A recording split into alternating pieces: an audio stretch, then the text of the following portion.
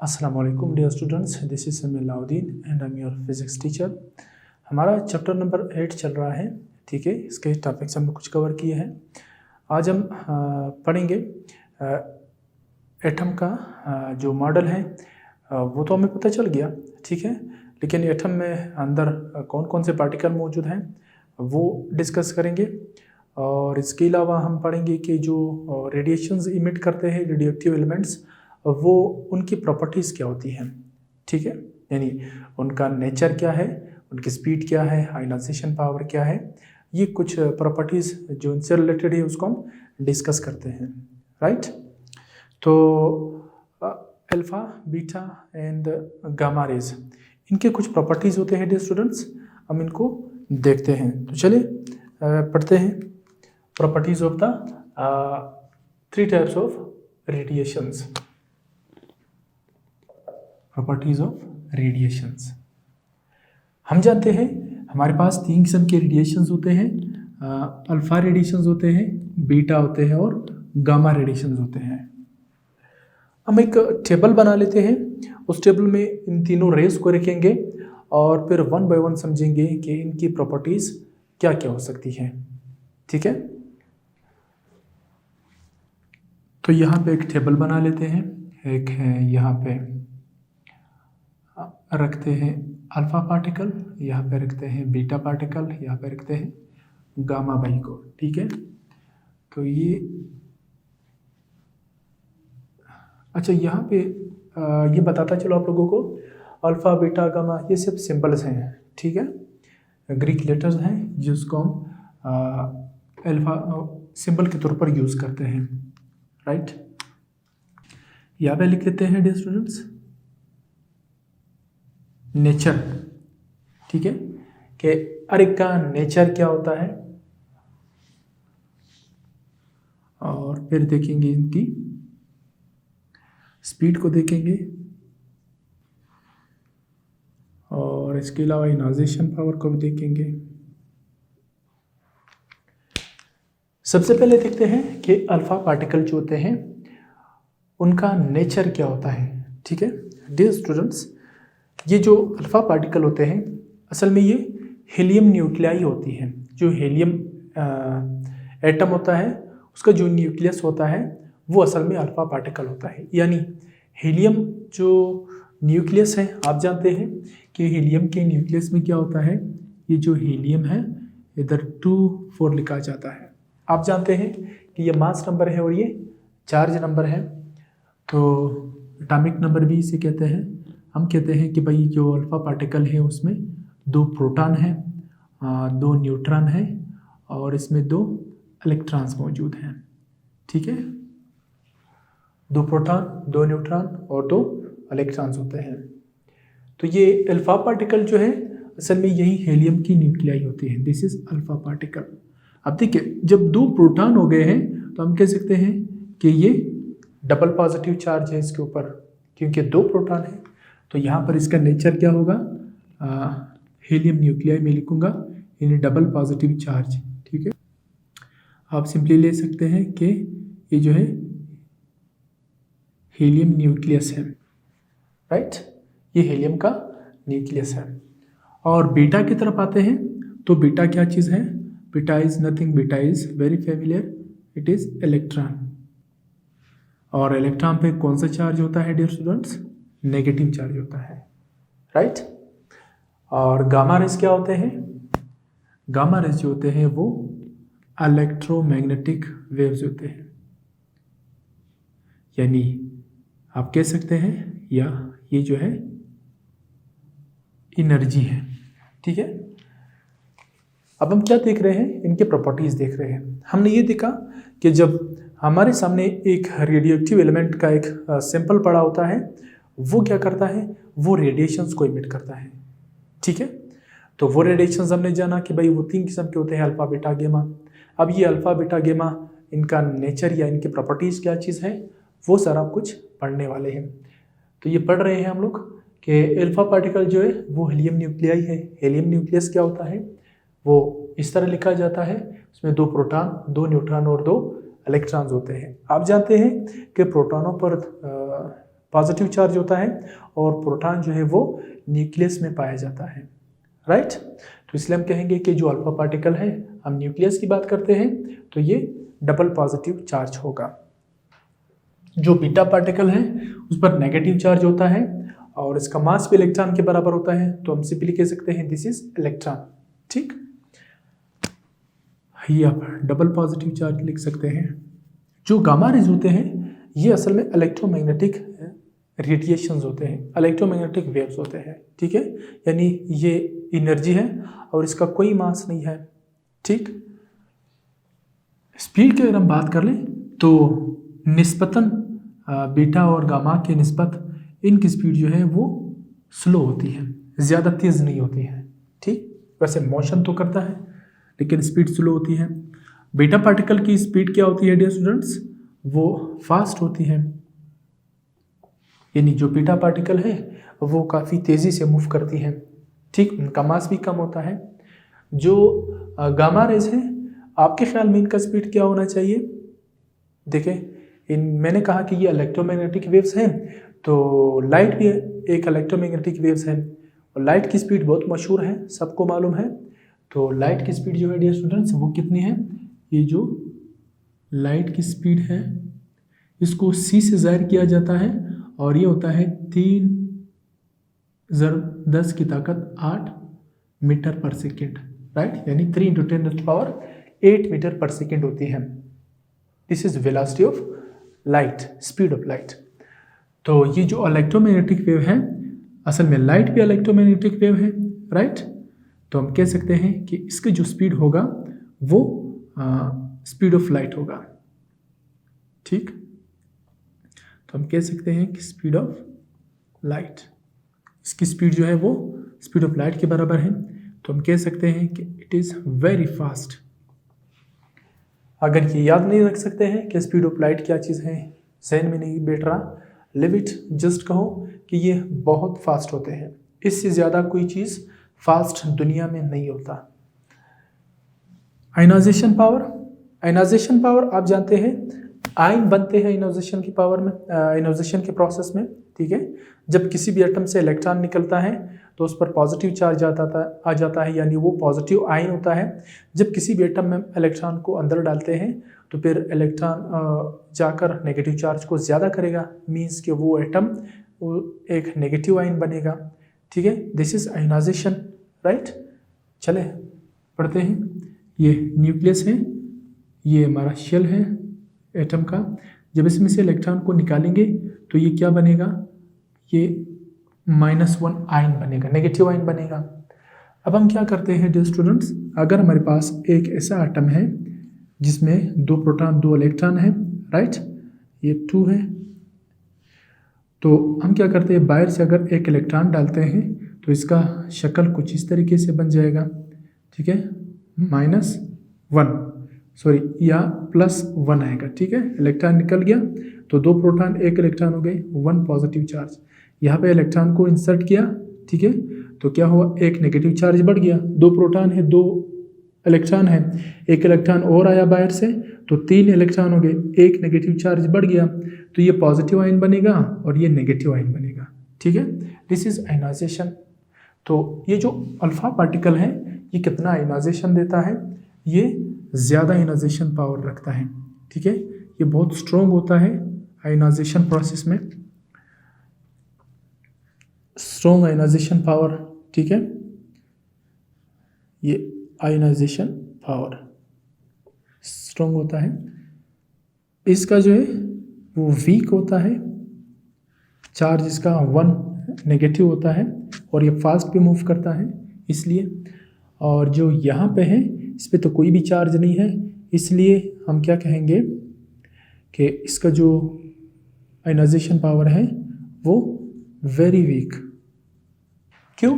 क्योंकि इस पर कोई चार्ज नहीं होता है। गामा रेज पे कोई चार्ज नहीं होता और बीटा रेज पे नेगेटिव चार्ज होता है और हीलियम पे डबल पॉजिटिव चार्ज। यहाँ पे आप लिख सकते हैं नो चार्ज, ठीक है। इसके नेचर में लिख सकते हैं कि इसके ऊपर कोई भी चार्ज नहीं होता। तो ये टेबल की शक्ल में आप लोग नोट कर सकते हैं डियर स्टूडेंट्स कि जो प्रॉपर्टीज होती है alpha beta and gamma rays की, वो इस टेबल की शक्ल में आप लोग लिख सकते हैं। इसका स्क्रीनशॉट ले लें और जब भी मौका मिले उसे देखें और ज़हन में रखने की कोशिश कर लें। ये बड़े इंटरेस्टिंग होते हैं, ये जो इनके प्रॉपर्टीज होते हैं। तो नेक्स्ट हमारा टॉपिक होगा हाफ लाइफ से related. Half life, right, what is half life? Half life को पढ़ते हैं। देखिए डियर स्टूडेंट्स, हमने ये देखा कि जब कोई रेडियो एक्टिव एलिमेंट हमारे सामने होता है तो उसमें से रेडिएशंस इमिट होते हैं। हमने कहा हमें वो जो रेडिएशंस मिलते हैं वो स्पॉन्टेनियसली होते हैं, यानी हम बाहर से कुछ नहीं करते, कोई चीज़ एनर्जी प्रोवाइड नहीं करते हैं उस सैंपल को, उस एटम को, वो खुद ब खुद रेडिएशन को इमिट करते हैं। ठीक, हमने ये भी कहा कि ये प्रोसेस रैंडमली होता है, यानी किसी भी वक्त शुरू हो सकता है, ठीक है, हमें नहीं मालूम। और आज जो हम पढ़ने वाले हैं वो है हाफ लाइफ। हाफ लाइफ क्या चीज़ है? हम ये नहीं बता सकते डियर स्टूडेंट्स कि रेडियो एक्टिव एटम कब रेडिएशंस को इमिट करेगा, ठीक है, लेकिन हम ये बता सकते हैं कि अगर कोई एक सैंपल हमारे सामने हो रेडियो एक्टिव एलिमेंट्स का, तो उसका हाफ कितने टाइम में डिसइंटीग्रेट होगा, ठीक है। तो सिंपली हम कहते हैं कि हाफ लाइफ क्या चीज़ है? Half life is the time required to disintegrate half of the radioactive elements, यानी ये वो टाइम होता है जिसमें एक रेडियोएक्टिव एलिमेंट का एक सैंपल हो, उसका हाफ तादाद जो है वो डिसइंटीग्रेट हो जाए, आधे एटम डिसइंटीग्रेट हो जाए, इतने टाइम को हाफ लाइफ का नाम दिया गया है। फिर से सुन ले, हाफ लाइफ क्या चीज़ है? आधा, ठीक है, आधी जिंदगी, यानी एक रेडियोएक्टिव एलिमेंट, उसके अंदर बहुत सारे एटम्स होते हैं, ठीक है, उसके आधे एटम जितने भी तादाद हैं, सपोज 100 एटम है तो 100 एटम में से 50 एटम डिसइंटीग्रेट हो जाते हैं। डिसइंटीग्रेट का मतलब है कि वो रेडिएशंस को इमिट करेंगे, यानी अल्फा बीटा गामा रेस को इमिट करेंगे। तो इन 50 एटम्स को रेज इमिट करने के लिए जितना टाइम दरकार होता है उसको हम कहेंगे half life of the radioactive element, right. चलिए इसे समझने की कोशिश करते हैं और लिखते भी हैं।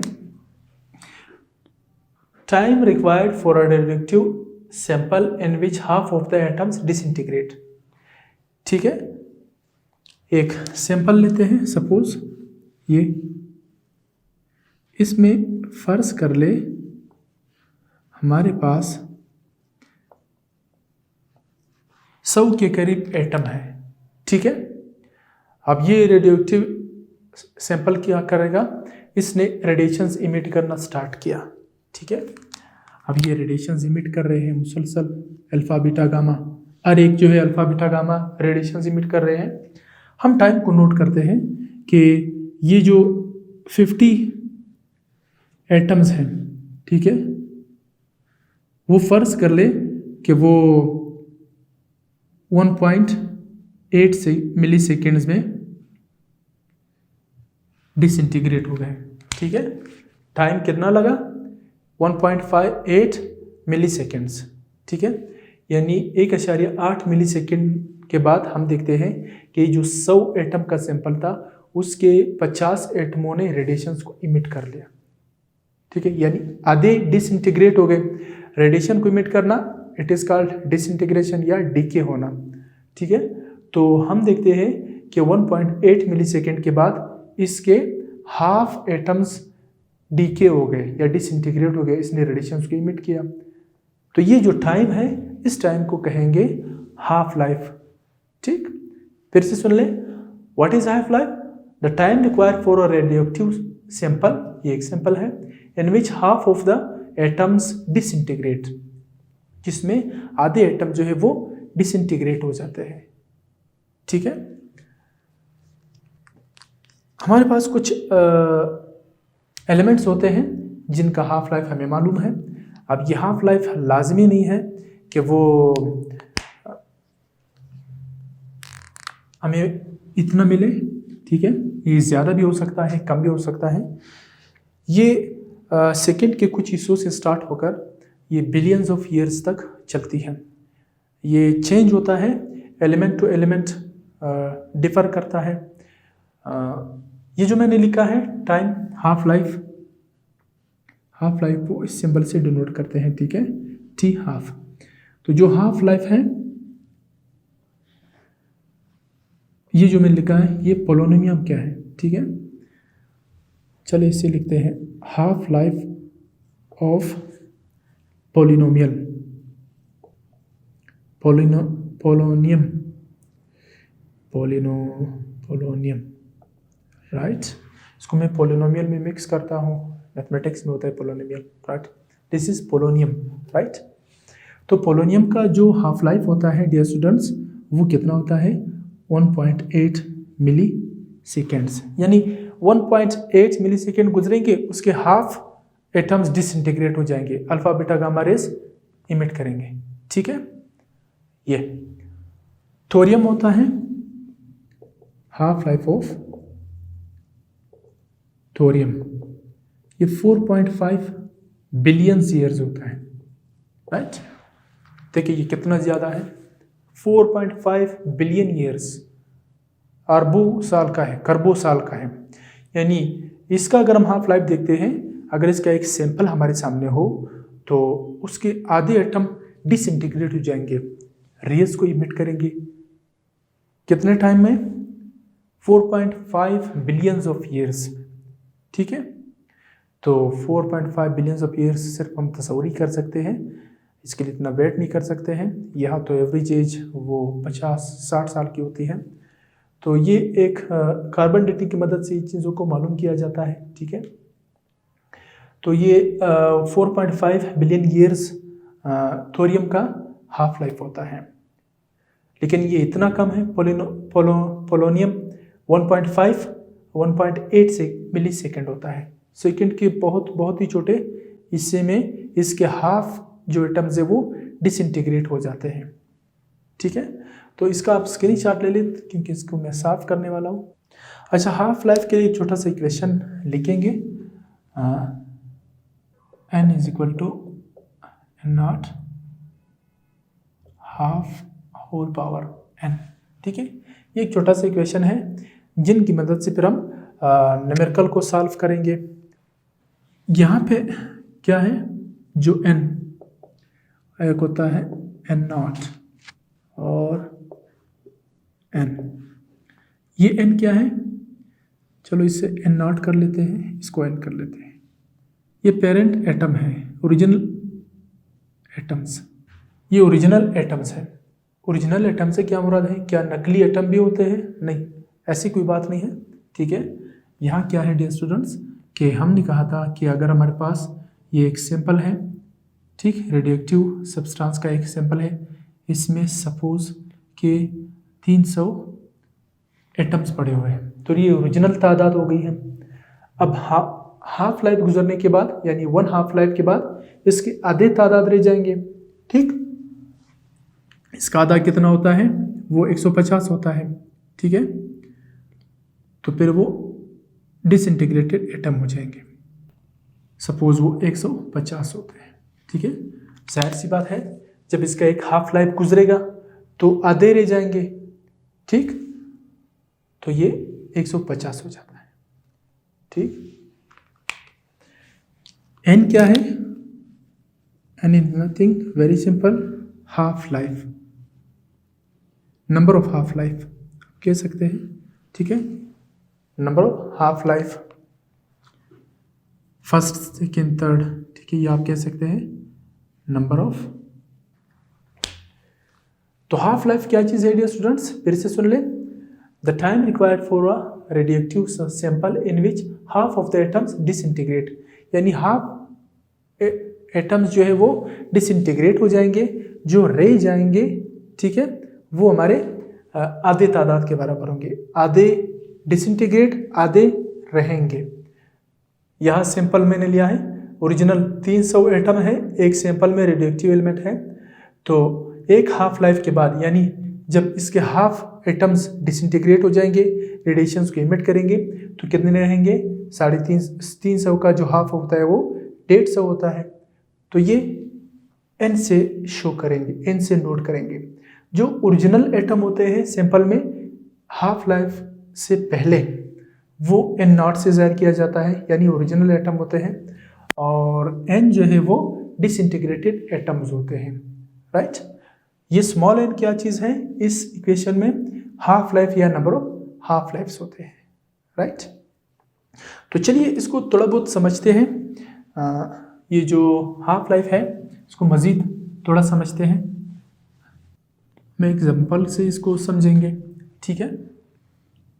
सपोज हमारे पास जो है 1200 रेडियोएक्टिव एलिमेंट्स है या न्यूक्लियाई हैं, न्यूक्लियाई न्यूक्लियस की जमा है, ठीक है।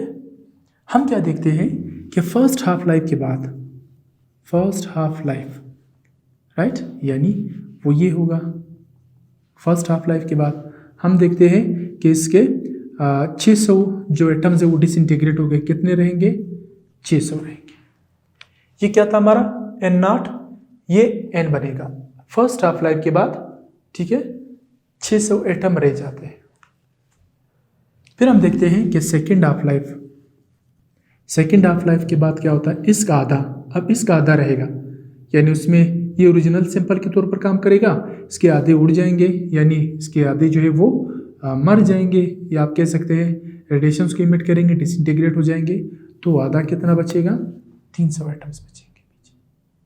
थर्ड हाफ लाइफ की बात देखते हैं, ये मजीद आधे हो जाते हैं, 150 हो जाते हैं, ठीक है।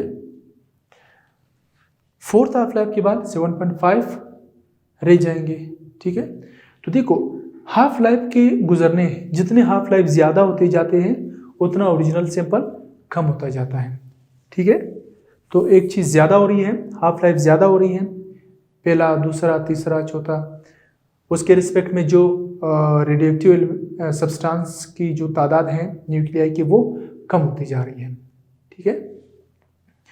तो इसको हम एक ग्राफ से भी शो कर सकते हैं जो आपके बुक में दिया है, इसे समझने की कोशिश करते हैं। हम एक ग्राफ बना लेते हैं डियर स्टूडेंट्स, यहाँ पे रखते हैं रेडियोएक्टिव सब्सटेंस जो कि 1200 है, राइट, और यहाँ पे रखते हैं हाफ लाइफ्स, लाइफ का जमा लाइफ्स होता है, ठीक है।